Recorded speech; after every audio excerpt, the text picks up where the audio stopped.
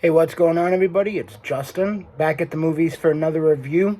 As I said last week when I reviewed Oppenheimer, I'm going to be focusing on movies that have come out this year, 2023, for now. And then, in time, I'll go back to reviewing classics, not classics, the norm on the channel. So, with that said, today we're going to be doing the last ride. I've been calling it for a couple of years now. We're going to be doing Indiana Jones and the Dial of Destiny. Harrison Ford's last go-around as Indiana Jones.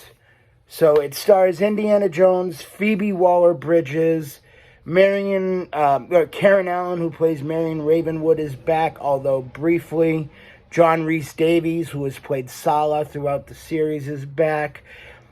Great small role by Antonio Banderas.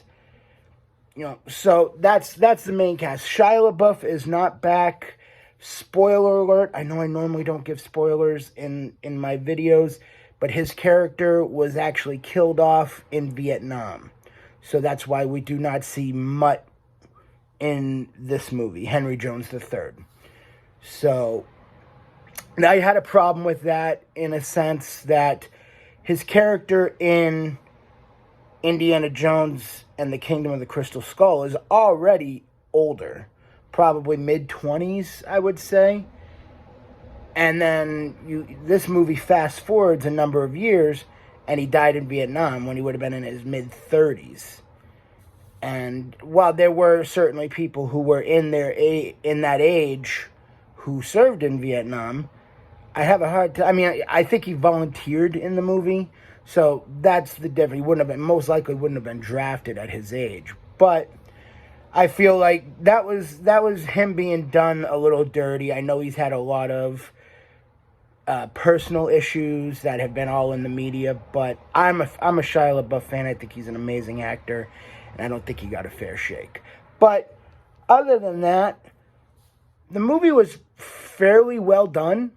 I really liked the concept, like going back, dealing with his past with the Nazis, and obviously throughout the 50s and 60s, the fear of Nazis who escaped World War II, like acclimating to our society or like sneaking into our society is a natural fit, and it worked with the movie. Again, I didn't have a problem with the Kingdom of the Crystal Skull either, aside from some CGI. But overall, I thought they did a fairly good job. I mean, the use of technology to de-age Indiana Jones back to World War II was fantastic. The storyline is fairly linear. I enjoyed Phoebe Waller-Bridges' character. She's Indiana Jones's goddaughter. However, she isn't as,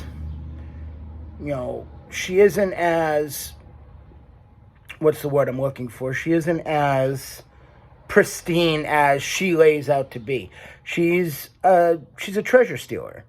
But then again, so is Indiana Jones, and so is her father, Indiana Jones's friend from the war. They're archaeologists. They steal treasure. They may be putting into a museum, but they're still stealing treasure. She steals the treasure for the money. So that makes for an interesting dynamic. Henry still looks at her as a kid. She's a grown woman. She uses her womanly ways in a lot of ways, her charm, to charm gullible men. And it really works. I've heard problems. I've heard the movie's too long. I didn't feel that way when I saw it in theaters. I really liked the storyline, and I really liked... Now, when you see an Indiana Jones movie, you have to take everything with a grain of salt, whether it's Raiders of the Lost Ark and looking for the Ark of the Covenant, and if you look like Germans' faces melting, or, you look at the Last Crusade and drinking from a cup can instantly kill you like that. Everything is over the top. So it's no different. Another small spoiler. they're looking for Archimedes' dial, which they believe has the ability to let you go back in time. And at one point, they do go back in time, but they go back in time thousands of years. So, it's silly, but aren't all Indiana Jones movies silly in their own way? But I thought Antonio Banderas in his small role was fantastic. They just did a really good job. And like, if you're gonna end it, they ended it on a high note. And Harrison Ford's 80 years old, but he still rocks the fedora and the whip. He might be a little excuse me. He might be a little out of touch. Time has passed him by. Like I said, he's almost 80 years old. And the character is almost 80 years old as well. But when push comes to shove, you can still put the fedora on and kick some ass. And he does that, I think, very well. Now, a few problems here and there. It's still a welcome addition to the Indiana Jones franchise. I've had some time to think about it, and I think personally it's the third best one in the franchise. Last Crusade is number 1, Raiders is number 2. I'm going to put this at number 3, and then Kingdom of Crystal Skull at 4, and Temple of Doom at 5. I love the entire franchise. I grew up with this franchise. I think it deserves to be considered the third best in the franchise. Now, is it a great movie?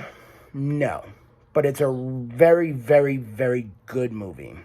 And for that, I'm giving it a 7.8.